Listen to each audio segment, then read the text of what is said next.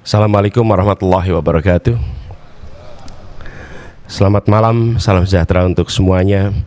Yang kami hormati Ketua KPK Bapak Nawawi Pomolango dan seluruh pimpinan KPK, Ketua KPU yang saya hormati, Ketua Bawaslu, Ketua DKPP, yang kami hormati Kapolri atau yang mewakili, Jaksa Agung atau yang mewakili, yang kami hormati pasangan calon nomor 02 Bapak Prabowo Subianto, Bapak Gibran Rakabuming Raka, dan pasangan calon nomor urut 3 Bapak Ganjar Pranowo dan Bapak Mahfud MD, dan seluruh pimpinan partai, perwakilan partai pengusung, dan hadirin sekalian.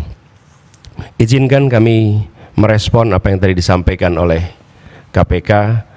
Kami melihat persoalan yang sama seperti tadi dipaparkan, bahwa komitmen untuk memberantas korupsi harus mulai dari puncak, dari yang paling atas. Dan kita menyadari Indonesia seperti yang disampaikan didirikan oleh orang-orang yang berintegritas. Dan contoh-contoh seperti Muhammad Hatta, Hugeng, Baharudin Lopa, dan akhir-akhir kemarin adalah Pak Artijo Alkostar adalah contoh pribadi-pribadi berintegritas yang saya rasa harus kita kembalikan lagi di Republik ini. Ini persoalan yang amat serius, yang tidak boleh kita anggap enteng dan sederhana. Tadi disampaikan tentang Corruption Perception Index yang menurun, SPI, IPAK yang tadi ditunjukkan. Kami melihat ada problem yang amat serius di dalam kepercayaan publik terhadap pemberantasan korupsi. Yang itu juga tercermin. Bulan lalu ada survei CSIS terhadap lembaga-lembaga pemerintahan, dan di antara lembaga pemerintahan paling rendah kepercayaan adalah DPR, dan di atas DPR adalah KPK. Justru KPK bukan lembaga yang paling dipercaya, tapi termasuk lembaga yang paling rendah kepercayaannya. Karena itu kami ke depan berkomitmen untuk bisa melaksanakan beberapa hal. Pertama adalah mengembalikan kepercayaan publik, mengembalikan KPK menjadi institusi yang memiliki kekuatan dan memiliki kemampuan untuk menindak seluruh tindakan pelanggaran korupsi. Dan ini dari aspek apa? Satu, undang-undangnya. Kita ingin mengembalikan agar KPK berwibawa lagi secara legal seperti dulu. Dan ini artinya merevisi undang-undang KPK. Kami ingin agar revisi ini akan bisa mengembalikan KPK kepada posisi yang kuat. Yang kedua adalah standar etika yang tinggi di tubuh KPK. Kita ingat era di mana KPK datang di sebuah tempat, tidak mau ikut makan, tidak mau ikut kegiatan-kegiatan yang didanai di luar KPK. Standar yang tinggi itu harus dikembalikan di KPK, sehingga bukan saja undang-undangnya memberikan kekuatan dan kemandirian, tapi juga di dalamnya baik pimpinan maupun seluruh staf bekerja dengan kode etik yang amat tinggi. Yang ketiga adalah rekrutmen. Rekrutmen di KPK kita perbaiki sama-sama seperti tadi disampaikan yang diusulkan oleh Presiden di tingkat pimpinan maupun rekrutmen staf. Bukan sekedar mencari pekerjaan, tapi menjadi tempat untuk memberantas korupsi. Ini hal pertama yang kami ingin lakukan. Yang kedua adalah seperti katakan tadi, optimalisasi LHKPN. Dan kami setuju, bila tidak itu dilaksanakan maka bisa dilakukan demosi, bahkan reposisi atau sanksi yang lain. Lalu kami melihat perlunya kita menuntaskan undang-undang atau RUU perampasan aset. Koruptor harus dimiskinkan, tidak ada pilihan lain. Ini adalah hukuman yang harus diberikan. Yang berikutnya adalah kami ingin mendorong konsep illicit enrichment dan trading in influence. Sesuai dengan UNCAC yang harapannya nanti akan menjadi arus utama dalam pemberantasan korupsi. Lalu yang tidak kalah penting, kami berencana untuk mendorong pengesahan RUU pendanaan politik.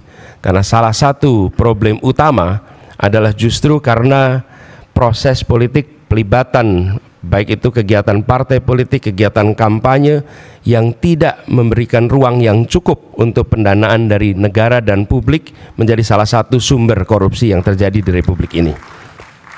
Kemudian kita berencana untuk memberikan hadiah yang layak bagi pemburu koruptor, sehingga yang memburu koruptor bukan hanya aparatur dari KPK, kepolisian, dan kejaksaan, tapi semua pihak yang ikut melaporkan, memburu, mereka mendapatkan reward yang setara.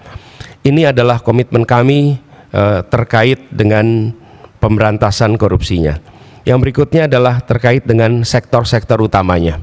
Pemberantasan korupsi harus diselesaikan di semua sektor, tapi kami melihat ada beberapa sektor utama yang harus diawalkan. Pertama adalah aspek pendapatan negara.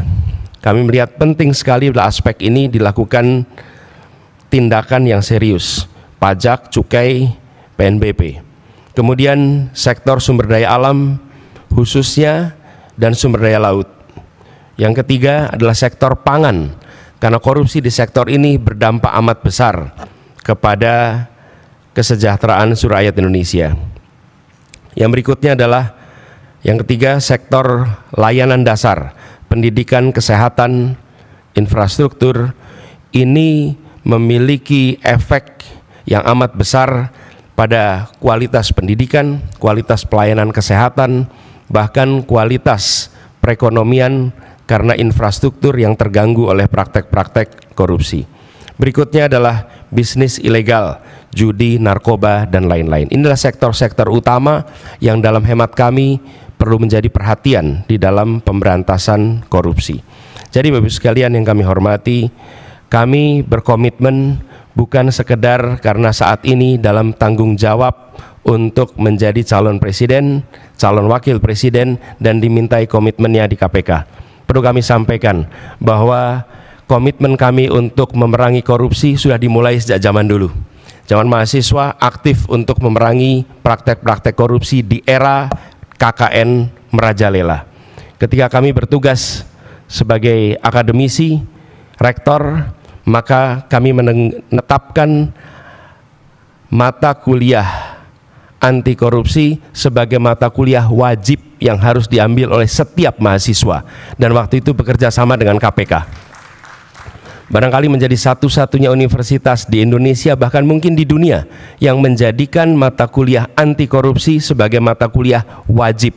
Dan tujuannya seperti disampaikan oleh Pak Nurul Gufron tadi, di aspek pendidikan kita ingin memangkas suplai potensi koruptor, dan bila itu dikerjakan, harapannya dalam jangka panjang kita akan bisa mencegah potensi itu. Yang berikutnya, ketika kami bertugas di DKI, kami membentuk yang disebut sebagai Komisi Pencegahan Korupsi Ibu Kota, KPK Ibu Kota.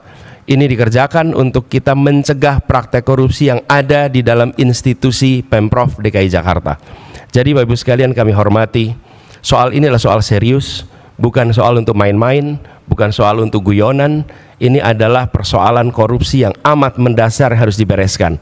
Dan kami tegaskan bahwa komitmen yang kami sampaikan di sini adalah komitmen kami melanjutkan apa yang sudah kami kerjakan selama ini. Bukan semata-mata karena ditugasi menjadi pasangan calon presiden, tapi ini adalah komitmen lama yang akan kami teruskan. Dan insya Allah ketika kami ditugaskan, maka integritas menjadi faktor nomor satu dalam penentuan pribadi-pribadi di pemerintahan, termasuk ketika penyusunan kabinet, dalam penyusunan pimpinan-pimpinan lembaga, termasuk dalam mengusulkan nama-nama menjadi anggota KPK, pimpinan KPK. Ini semua bagian dari komitmen kita untuk mengembalikan agar kepercayaan rakyat pada pemimpin, kepercayaan rakyat kepada pemerintahan bisa pulih kembali, dan dengan kepercayaan itu kami yakin Indonesia akan bisa meraih semua yang dijanjikan oleh kemerdekaan. Seperti yang disampaikan tadi, 4 hal itu hanya akan bisa tercapai apabila kita memiliki komitmen untuk menjunjung tinggi integritas, kompetensi. Dan inilah komitmen yang kami berikan kepada seluruh rakyat Indonesia melalui forum yang terhormat pada malam hari ini. Terima kasih. Assalamualaikum warahmatullahi wabarakatuh.